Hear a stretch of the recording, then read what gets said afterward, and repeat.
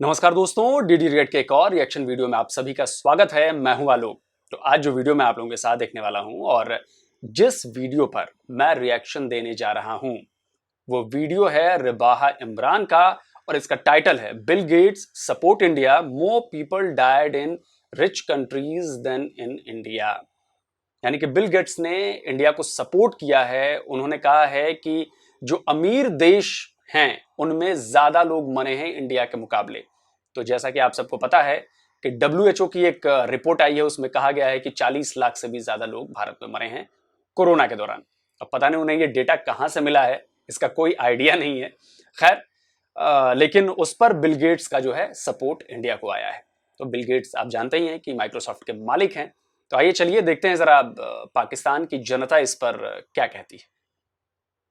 मेरे आज के प्रोग्राम का बेसिकली सवाल ये है कि बिल गेट्स का पता है आपको? जी जी। और Bill Gates the millionaire of the world, जिसके पास दुनिया का इतना पैसा है कि हम लोग इधर बैठे हैं बातचीत कर रहे हैं, उसके पास पैसा आ रहा है। हम बात कर रहे हैं, इधर दुनिया में हंगामी लड़ाई हो रही है और उधर उसके पास पैसा आ रहा है। ठीक है, हम इधर वीडियो बनाने में लगे हुए हैं, उसके पास पैसा आ रहा है। वाह, क्या एग्जांपल सेट। बिजी हैं हम लोग, टिकटॉक में बिजी हैं, उसके पास पैसा पैसा आ रहा है। हम लोग यूट्यूब में बिजी हैं, उसके पास पैसा आ रहा है। हमें शौक है फेमस हो जाएं, लेकिन उनका शौक है पैसा आ जाए। पैसा आ जाए। ये this is called Bill Gates. Okay sir, मेरे आज के प्रोग्राम का सवाल बिल गेट्स पे ही है। बिल गेट्स ने ये स्टेटमेंट पास की है कि पूरी दुनिया में रिचेस्ट जो कंट्रीज़ हैं उससे कम डेथ रेशो पाई गई है इंडिया में। कोविड-19 के बावजूद, पेंडेमिक के बावजूद इंडिया ने जिस तरह अपनी सिचुएशन को टैकल किया, 1.5 लाख जो डेथ्स हुई और जो कि रिचेस्ट कंट्रीज से बहुत कम है। क्या कहना चाहेंगे हम उनके स्टेटमेट पर? और नरेंद्र मोदी ने जिस तरह पॉलिसीज़ बनाकर मुल्क में बहुत ज़्यादा काम किया, क्या कहेंगे?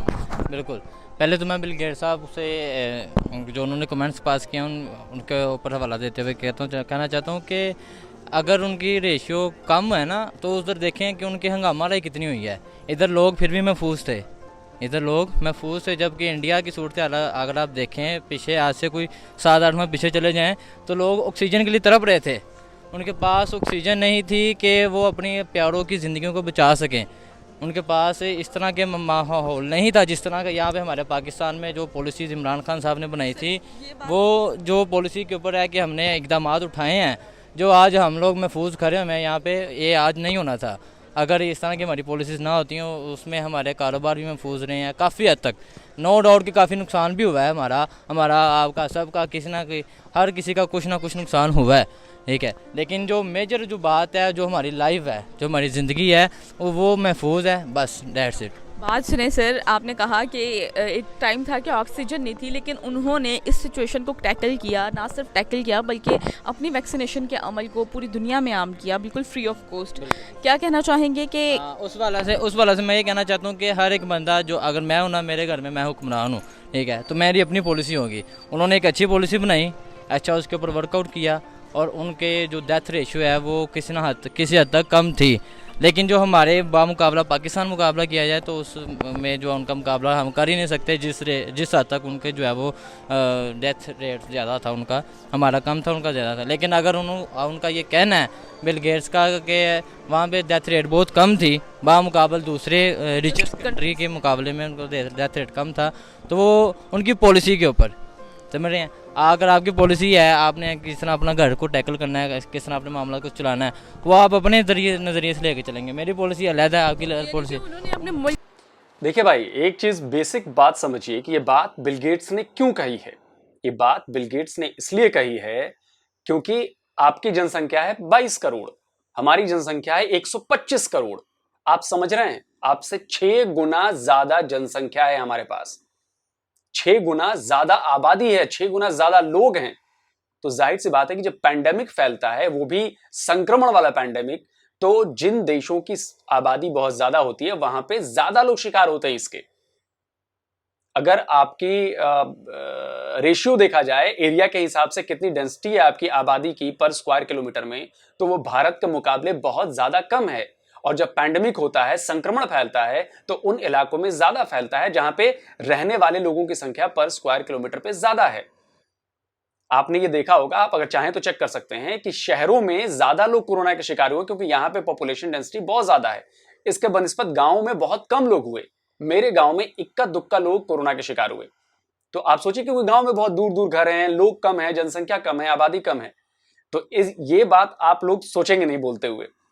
और ओवरऑल अगर मैं बात कहूं तो वाकई आप ओवरऑल दुनिया के सबसे अमीर देश या दुनिया में सबसे ज्यादा जहां कोरोना की डेथ्स हुई हैं वहां पर देखिए कि उनकी कुल आबादी कितनी है और उसमें से कितने लोगों की मौत हुई है, और हमारी कुल आबादी कितनी है और हम में कितने लोगों की मौत हुई है। और पैंडेमिक ऐसी चीज है जो आप लाख तैयारी कर लें, लाख चीजें कर लें, लेकिन आप इससे बच नहीं सकते। ठीक है, को चलाने के लिए अच्छी पॉलिसीज बनाई हैं और उसके पीछे हाँ बिल्कुल उन्होंने बिल्कुल अच्छी पॉलिसी बनाई है, और उसके पीछे उसकी कुछ वजूहत भी है।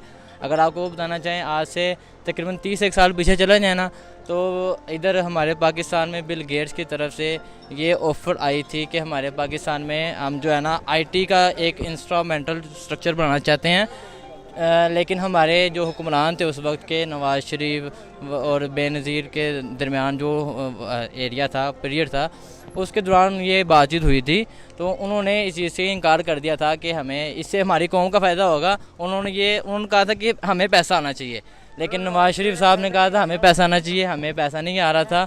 वो पैसा जो है ना अपने बेनिफिट के लिए जो है उन्होंने छोड़ दिया। तो वो जो सारी इंडस्ट्री है, एक आईटी का जितना भी इंस्ट्रूमेंटल स्ट्रक्चर जो भी बना है वो बना है इंडिया में। अब उसको जो भी ज़्यादा प्रॉफिट रेट है ना बिल गेट्स का, वो भी उसको इंडिया की तरफ से जा रहा है। तो जारी बात है, मुझे जिस तरफ से रुपया पैसा आ रहा है मैं भी उसी की बात करूँगा। मुझे आप अच्छे लगते हैं, मैं आपकी तारीफ़ करूँगा। मुझे आप अच्छे नहीं लगते तो मैं कैसे आपकी तारीफ़ करूँगा। आप ये कहना चाह रहे हैं कि इंडिया की जानिब से बिल गेट्स को पैसे जा रहे हैं? हाँ बिल्कुल, देखें आप, इतना अमीर बंदा है वो इंडिया के पैसों पे बैठा हुआ है। इंडिया के पैसों पे नहीं बैठा हुआ, लेकिन उसका जो इनकम है ना उसका कुछ हिस्सा उसको उसकी तरफ से भी जा रहा है, जो बेशक वहीं पे यूज़ हो रहा है, लेकिन कहीं ना कहीं इसका मेन हेड तो बिल गेट्स ही है ना।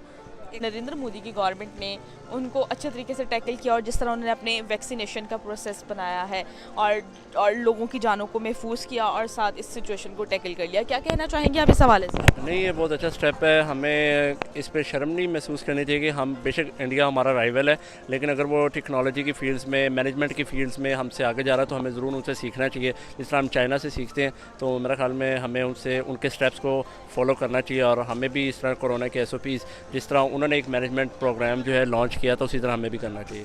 मैंने पहले भी कहा, असल में बात यही होती है कि टैलेंट पाकिस्तान में बहुत ज़्यादा, लेकिन उसको यूज़ नहीं किया जाता, उनको प्रॉपर फैसिलिटीज़ नहीं प्रोवाइड की जाती। जो हमारे भी स्टूडेंट्स होते हैं, जो कि फाइनल ईयर्स के स्टूडेंट्स हैं, उनको भी प्रॉपर जो है ना एक ट्रेनिंग प्रोग्राम जैसा, इधर तो जॉब्स भी नहीं है। काफ़ी ज़्यादा जो हमारा यंग जनरेशन है वो काफ़ी ज़्यादा जो है फ्रस्ट्रेट हुए हुए हैं, और ऊपर से वो रिसर्च एंड डेवलपमेंट पे जाते भी नहीं हैं। तो जो भी कुछ होते हैं वो बाहर निकल जाते हैं, तो इधर जो है ना इस वजह से जो है काफ़ी डाउनफॉल है। बिल गेट्स ने यहाँ पाकिस्तान में भी विज़िट किया, शायद आपको याद हो, उधर भी विज़िट किया इंडिया में, ठीक है, और उन्होंने इंडिया की जो कोविड की वैक्सीनेशन है उसके बहुत अप्रिसिएशन की, और जितने उन्होंने जो वैक्सीनेशन बनाई हैं उनको बहुत ज़्यादा अप्रिशिएट किया, जबकि पाकिस्तान के बारे में इस तरह की कोई मतलब स्टेटमेंट हमें सुनने को नहीं मिली। क्या कहेंगे आप? उसके वाला से यह है कि हमारी जो प्रोग्रामिंग है ना यहाँ पे, बहुत हमारे नौजवानों के पास तालीम, हुनर, हर चीज़ है, लेकिन हमारे पास जो है ना एक सेटअप नहीं है, हमारे पास एक सिस्टम नहीं है जिसके थ्रू हम लोग एक अच्छा निज़ाम बना सकें। बेशक पाकिस्तान में भी कोविड वैक्सीन बनी थी, लेकिन पाकिस्तान में भी बनी कोविड में पाकिस्तान में कोविड वैक्सीन बनी थी? पाकिस्तान ने वैक्सीन बनाई थी? पता नहीं। वैक्सीन बनी थी, लेकिन वो इम्प्लीमेंट नहीं करवाई जा सकी। क्यों? कि हमारे पास उस तरह के केमिकल, उस तरह की ऐसी चीज़ें मौजूद नहीं थी जिसकी वजह से वो प्रॉपर वर्कआउट नहीं कर सकती थी। उन्होंने बनाई है, उनको वर्कआउट भी किया, उनको अच्छा जो चीज़ अच्छी की हम भी उसे अप्रिशिएट करते हैं कि माशाल्लाह उनकी अच्छी पॉलिसीज़ थी, उनके हुक्मरानों ने अच्छी पॉलिसी बनाई है, लेकिन हम भी किसी से कम नहीं हैं। तो सर, अगर हम भी किसी से कम नहीं है, ये बताइएगा कि बिल गेट्स, जिस तरह आपने कहा कि बिल गेट्स की इंडिया की जानिब से बिल गेट्स को फंडिंग जाती है आपके मुताबिक, और इस वजह से उसने ये स्टेटमेंट पास की है, यानी कि इंडिया की अपनी कोई एबिलिटी नहीं है। हाँ, एबिलिटी है, यानी कि उसने स्टैटिस्टिक्स पे बात नहीं की बिल गेट्स ने। देखिए, मैं वही अर्ज़ कर रहा हूँ कि अगर मुझे आप अच्छे लगते हैं तो मैं आपकी तारीफ़ करूँगा, मैं आपके गुण गाऊँगा। अगर मुझे एक बंदा अच्छा नहीं लगता तो मैं कैसे उसको गुण गाऊंगा। लेकिन हमदर्दी के तौर पे, हमदर्दी के तौर पे, यानी कि हमदर्दी के तौर पे उन्होंने बिल गेट्स ने इंडिया की तारीफ की। जी जी, फैक्ट्स एंड फिगर्स भी नहीं की। फैक्ट्स एंड फिगर्स भी किसी हद तक हैं, हम उसको अप्रिशिएट करते हैं, मैं बता तो रहा हूँ, हम उसको अप्रिशिएट करते हैं। आपने तो मतलब बहुत मेरा दोनों पॉलिटिक्स तरफ रुझान है, मैं एक पहलू भी देख रहा हूँ और उसी के बड़क दूसरा पहलू भी देख रहा हूँ। दोनों पहलू के ऊपर जिक्र कर रहा हूँ कि उनको मैं खुद भी अप्रिशिएट करता हूँ कि उनकी पॉलिसीज़ काफ़ी अच्छी थी, लेकिन उसके बावजूद जो अदर ज़रिया है ना, जो फंडिंग वाला ज़रिया, वो भी कहीं ना कहीं उसमें शामिल है। इतना अमीर शख्स वो इंडिया के पैसों पे बैठा हुआ है कि भाई उसको फंडिंग आनी है। नहीं, इस तरह तो मैं भी नहीं कह सकता कि मैं अपने पापा के पैसों पे बैठा हूँ, यानी कि आप बहुत भी अमीर कमाता हूँ ना, मैं खुद भी, मेरे पास एक और भी ज़रिया है ना, इसी तरह उसके पास और भी ज़रिए हैं। उसको वहाँ से माइनर सा भी अगर आ रहा है तो वो आ तो रहा है ना। सर वैसे आपने क्या इलॉजिक बात, लॉजिक वाली आप कहीं बैठ के जिक्र करेंगे, सोचेंगे तो शायद आपको भी समझ लग सर जाए। आप तो है ना, बस आपका तो हाल, आप बहुत पाकिस्तान का नाम रोशन करेंगे। मैं इंशाल्लाह पाकिस्तान के साथ हूँ, इमरान खान के साथ हूँ, पाकिस्तान जिंदाबाद। एक्चुअली ये बात ये होती है कि वो लोग इमरान खान के साथ हूँ, इमरान खान भी ऐसी ही बातें करते हैं। अभी हाल ही में जब वो पॉडकास्ट चल रहा था तो उन्होंने बड़ा गजब का एग्जाम्पल दिया। बोले कि मैं ब्रिटेन में था तो मैं अंग्रेज तो नहीं हो जाता भाई, और उसके लिए मैं रहूंगा पाकिस्तानी। तो इसके लिए जो उन्होंने एग्जाम्पल दिया, वो एग्जाम्पल ये था कि भाई गधे को आप अगर लकीरें खींच देंगे तो वो ज़ेब्रा तो नहीं बन जाएगा, वो रहेगा तो गधा ही। आप समझ रहे हैं? ठीक है, ऐसा ही लॉजिक ये भाई साहब दे रहे हैं। रहेंगे तो गधे ही। उफ। जो है ना वो थोड़ा अपने पॉपुलेशन को काफ़ी ज़्यादा सपोर्ट करते हैं, इंडिया हो जाए, डॉक्टर्स को अपने ज़्यादा सपोर्ट करते हैं, उनको रिसर्च एंड डेवलपमेंट पे R&D में इंस्ट्रूमेंटेशन और काफ़ी ज़्यादा मतलब प्रोवाइड करते हैं। लेकिन on the other hand Pakistan में ये सब नहीं है। बिल गेट्स हो या एलॉन मस्क हो, कोई भी हो, वो ज़रूर पाकिस्तान के भी एफर्ट्स को अप्रिशिएट करेंगे अगर हम यहाँ पे एक ऐसा जो है ना एनवायरनमेंट क्रिएट करें और एक रिसर्च ऐसी हो रही हो जिसमें कोरोना वैक्सीन, अब देखिए हमने काफ़ी बाद में कोरोना वैक्सीन क्रिएट की, तो हाँ हम पहले कर सकते थे अगर हमारे पास प्रॉपर लैब्स होती। तो इसमें आई थिंक कि गवर्नमेंट को काफ़ी ज़्यादा पार्टिसिपेट करना चाहिए कि वो जो भी स्टूडेंट्स हैं, एंटरप्रेन्योर्स हैं और डिफरेंट जो भी डॉक्टर्स हैं, प्रोफेशनल्स हैं, उनको सपोर्ट करें ज़्यादा। पाकिस्तान ने जो अपनी वैक्सीनेशन बनाई, कोई उस पर ट्रस्ट नहीं करता लगाने के टाइम, ठीक है, आपके सामने है। और हमने जो वैक्सीनेशन बनाई है वो भी पता है कि आपको क्या बनाई है, क्या नहीं बनाई, या बनाई भी है या नहीं बनाई, ये भी आपको पता है। क्या कहना चाहेंगे कि आज जो है इंडिया से हम अपना कंपैरिजन जो है बिल्कुल नहीं कर सकते, हालांकि एक साथ अलग हुए हैं हम इंडिया से, और आज वो इतना आगे निकल चुके हैं। ऐसे ही है, बिल्कुल भी हम अपना कंपैरिजन, हम किसी फील्ड में भी कंपैरिजन नहीं कर सकते, सिवाय हम वॉर और वेपन्स में उनका कंपैरिजन कर सकते हैं ना। हम वो कैसे कर सकते हैं? आपको पता है थर्ड लार्जेस्ट डिफेंस बजट, मतलब वो बजट अपना इन्वेस्ट कर रहे हैं। हमारा जो भी बजट होता है वो मैक्सिमम अमाउंट तो आपको पता है कि किधर चला जाता है, वेपन्स और वॉर में चला जाता है। तो लेकिन उनका जो है, जो भी उनका एक GDP बहुत ज़्यादा अच्छा है, उनका सारा कुछ अच्छा है। और उधर जिस तरह आप IT हाउसेस उधर देख लें, वो इवन के पोर्शे उधर अपना लगा रहा है, टेस्ला अपना उधर लगाने का प्लांट सोच रहा है, सारी मोबाइल कंपनीज एप्पल, सैमसंग वगैरह उधर अपना प्लांट लगा चुके हैं। तो वो इसी वजह से एक तो उधर मार्केट बहुत ज़्यादा है, पॉपुलेशन बहुत ज़्यादा है, दूसरा वो इंडस्ट्रीज़ को काफ़ी ज़्यादा सपोर्ट करते हैं। पाकिस्तान में ऑन दी अदर ये बिल्कुल नहीं है, इंडस्ट्री को सपोर्ट, टैक्सेशन बहुत ज़्यादा है। आप देख लें इलेक्ट्रिसिटी के मसले हैं, सुई गैस के मसले हैं। तो आई थिंक सो कि इंडिया जो है फैसिलिटीज़ में बहुत ज़्यादा आगे, इस वजह से वो टेक्नोलॉजी और उसकी फील्ड में भी आगे जा रहा है। बिल्कुल सर, आपने जैसे कहा कि इंडिया जो है टेक्नोलॉजी और हर फील्ड में आगे जा रहा है, ठीक है। और बात यह है कि इंडिया का जो वैक्सीनेशन प्रोग्राम है वो उसकी तारीफ़ तो बिल गेट्स ने भी कर दी है और अप्रिशिएट किया है, ठीक है। और जिस तरह उन्होंने अपनी डेथ रेशो को कंट्रोल किया है कोविड के बावजूद, आपको पता है कि कोविड की सिचुएशन बहुत ज़्यादा ख़राब थी। तो सर ये बताइएगा, आपने एक और स्टेटमेंट भी पास की थी जिसमें हम अपनी टेक्नोलॉजीज़ में बहुत ज़्यादा, इंडिया हमें क्रॉस नहीं कर सकता, हमारी टेक्नोलॉजीज़ बहुत ज़्यादा अच्छी हैं।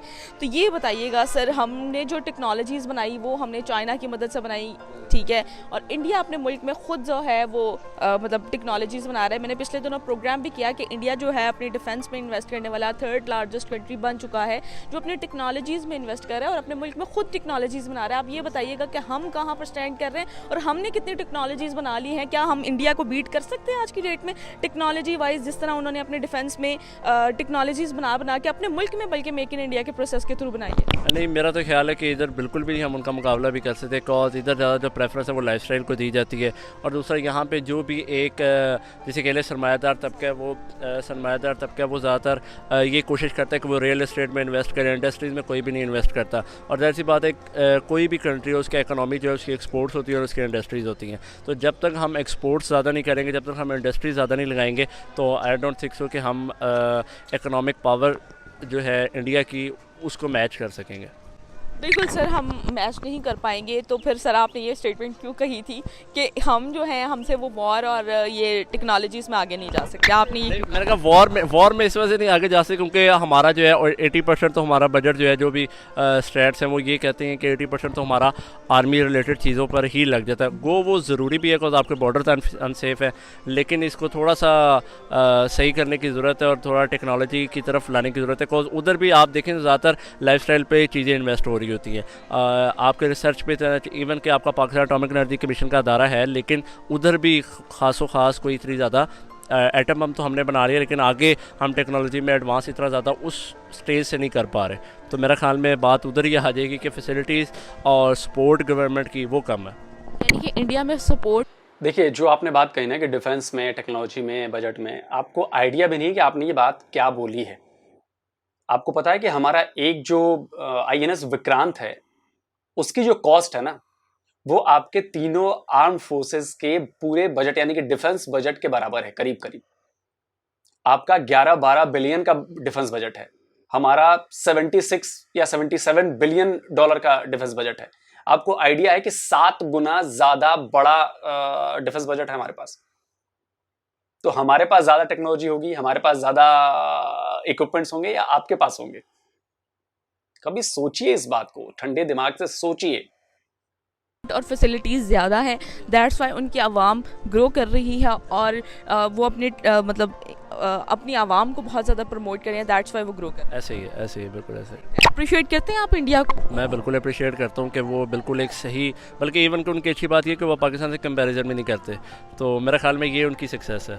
वो तो ये कहते हैं कि पाकिस्तान अपने हाल में ही उसका कंपैरिजन बनता ही नहीं। बस ये हमारी आवाम जो है सिर्फ पॉलिटिक्स में 2-3 जो है पर्सनैलिटीज़ को सपोर्ट या अनलाइक करने की उसमें पोजीशन में ही है और कुछ नहीं कर सकती। तो आप ये आज की डेट में हम कह सकते हैं कि इंडिया सुपर पावर बन गया, अगर नहीं भी बना तो विद इन 5 ईयर्स बन जाएगा। ये बताइएगा कि जिस तरह इंडिया ने अपनी वैक्सीनेशन का अमल जारी रखा और जिस तरह उन्होंने वैक्सीनेशन इवन कि वहाँ पे 3rd डोज भी लगने लग गई है, न्यू ईयर स्टार्ट हुआ है, तो एक बहुत बड़ी अचीवमेंट है सर। हम अभी पहली डोज से नहीं निकले। अगर मैं बताती चाहूँ तो मैंने अभी तक वैक्सीनेशन नहीं लगाई क्योंकि मुझे ट्रस्ट नहीं है वैक्सीनेशन पे। तो बात करने का मकसद ये है सर कि कोई ऑथेंटिक वैक्सीनेशन हो तो बंदा लगाता है, क्योंकि आपको पता है कि किस तरह की है। बहुत सी मैंने ऐसे एग्जांपल्स भी देखी जिन्होंने वैक्सीनेशन लगाई तो फौरी तौर पे डेथ भी हो गई।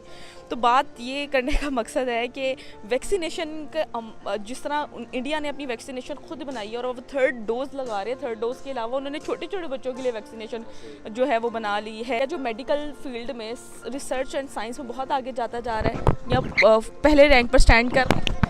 ये तो मुझे स्टैट्स के बारे में तो नहीं पता कि वो पहले नंबर पे स्टैंड कर रहा है कि नहीं, बट या वो हमसे अच्छी पोजीशन पर है और साइंस एंड टेक्नोलॉजी में वो हमसे अच्छी position. Vaccine on the other hand उन्होंने काफ़ी ज़्यादा जल्दी क्रिएट कर ली, ऊपर से उनका जो मैनेजमेंट है गो उधर भी पहले एकदम जब ये कोरोना की जो भी आई है, जिसे आप कह लें कि वेव आई है, पहली फर्स्ट वेव आई है, सेकेंड वेव आई है, तो उन्होंने इसे काफ़ी अच्छे से डील की है। तो और उन्होंने दूसरा अमेरिका से भी, जिस तरह हम इधर भी फाइज़र वगैरह लग रही है तो उन्होंने वो भी इंपोर्ट करवाई है वैक्सीन, दूसरा उन्होंने अपने भी जनरेट करवा ली हैं।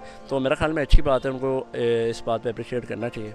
उम्मीद करती हूँ कि मेरा आज का प्रोग्राम आपको पसंद आया होगा, लेकिन जाने से पहले आप लोग मेरे चैनल को सब्सक्राइब करना और बेल आइकॉन को ऑन करना मत भूलिएगा, क्योंकि मेरी आने वाली वीडियोस आप तक पहुँचना बहुत ज़रूरी है। क्योंकि आने वाले टाइम में बहुत स्पेशल चीज़ें मैं आप लोगों के लिए लेकर आने वाली हूँ और कुछ सरप्राइजिंग भी है।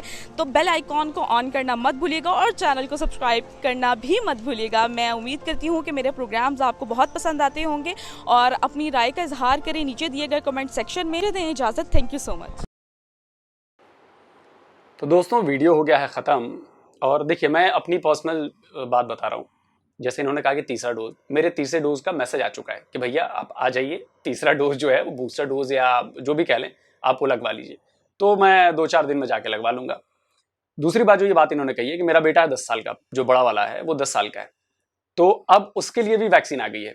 तो जिस दिन मैं जाऊँगा उसको भी लेकर जाऊँगा और उसकी वैक्सीनेशन कराऊँगा। तो वो भी बहुत ईजी है, बहुत ज़्यादा मुश्किल नहीं है हमारे यहाँ। अब सोचिए कि हम 1.25 अरब की आबादी में हम ये तीसरा डोज देने लगे हैं।